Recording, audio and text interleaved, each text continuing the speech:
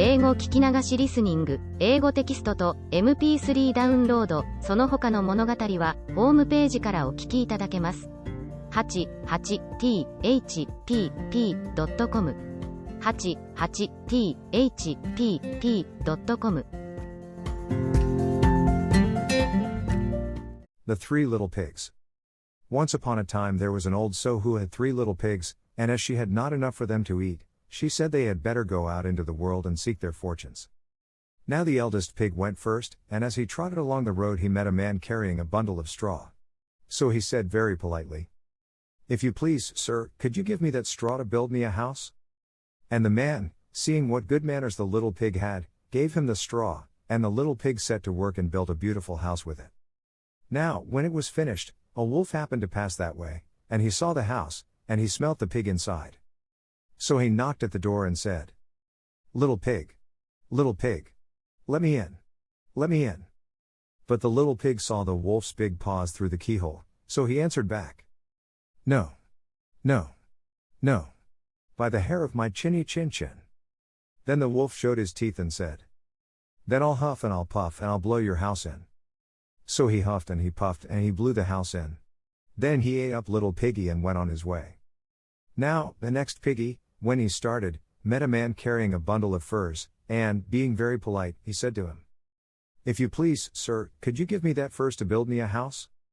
And the man, seeing what good manners the little pig had, gave him the furs, and the little pig set to work and built himself a beautiful house.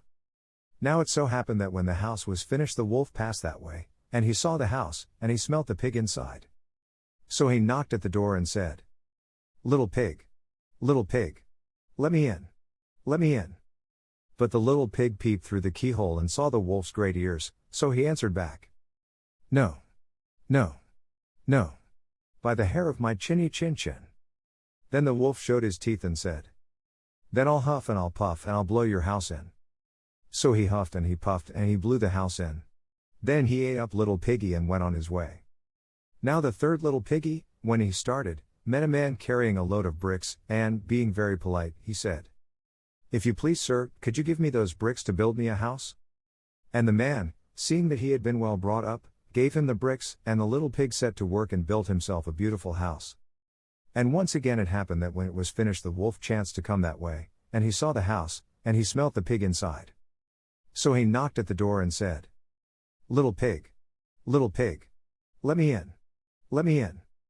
But the little pig peeped through the keyhole and saw the wolf's great eyes, so he answered, "No. No. No. By the hair of my chinny chin chin. Then I'll huff and I'll puff and I'll blow your house in," says the wolf, showing his teeth. Well, he huffed and he puffed. He puffed and he huffed. And he huffed, and he puffed, but he could not blow the house down. At last he was so out of breath that he couldn't huff and he couldn't puff any more. So he thought a bit. Then he said, "Little pig, I know where there is ever such a nice field of turnips." "Do you?" says little piggy, "and where may that be?" "I'll show you," says the wolf. "If you will be ready at 6 o'clock tomorrow morning, I will call round for you, and we can go together to Farmer Smith's field and get turnips for dinner." "Thank you kindly," says the little piggy. "I will be ready at 6 o'clock sharp." But, you see, the little pig was not one to be taken in with chaff, so he got up at 5, trotted off to Farmer Smith's field, rooted up the turnips, and was home eating them for breakfast when the wolf clattered at the door and cried, little pig, aren't you ready?" "Ready?" says the little piggy. "Why? What a sluggard you are. I've been to the field and come back again, and I'm having a nice potful of turnips for breakfast." Then the wolf grew red with rage, but he was determined to eat little piggy, so he said, as if he didn't care, "I'm glad you like them, but I know of something better than turnips." "Indeed," says little piggy, "and what may that be?" "A nice apple tree down in Mary Gardens with the juiciest, sweetest apples on it. So if you will be ready at 5 o'clock tomorrow morning I will come round for you and we can get the apples together." "Thank you kindly," says little piggy. "I will sure and be ready at 5 o'clock sharp."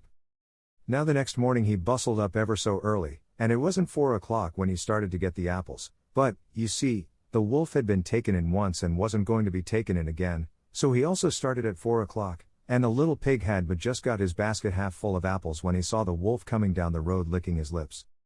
"Hello," says the wolf, here already. You are an early bird. Are the apples nice? Very nice, says little piggy, I'll throw you down one to try. And he threw it so far away, that when the wolf had gone to pick it up, the little pig was able to jump down with his basket and run home. Well, the wolf was fair angry, but he went next day to the little piggy's house and called through the door, as mild as milk. Little pig. Little pig. You are so clever, I should like to give you a fairing, so if you will come with me to the fair this afternoon you shall have one. Thank you kindly, says little piggy. What time shall we start? At 3 o'clock sharp, says the wolf, so be sure to be ready. I'll be ready before 3, sniggered the little piggy. And he was. He started early in the morning and went to the fair, and rode in a swing, and enjoyed himself ever so much, and bought himself a butter churn as a fairing, and trotted away towards home long before 3 o'clock. But just as he got to the top of the hill, what should he see but the wolf coming up it, all panting and red with rage. Well, there was no place to hide in but the butter churn, so he crept into it, and was just pulling down the cover when the churn started to roll down the hill. Bumpity, bumpity, bump.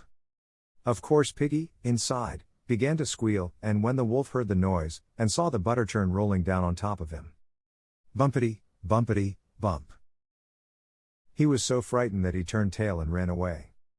But he was still determined to get the little pig for his dinner, so he went next day to the house and told the little pig how sorry he was not to have been able to keep his promise of going to the fair, because of an awful, dreadful, terrible thing that had rushed at him, making a fearsome noise. Dear me, says the little piggy, that must have been me.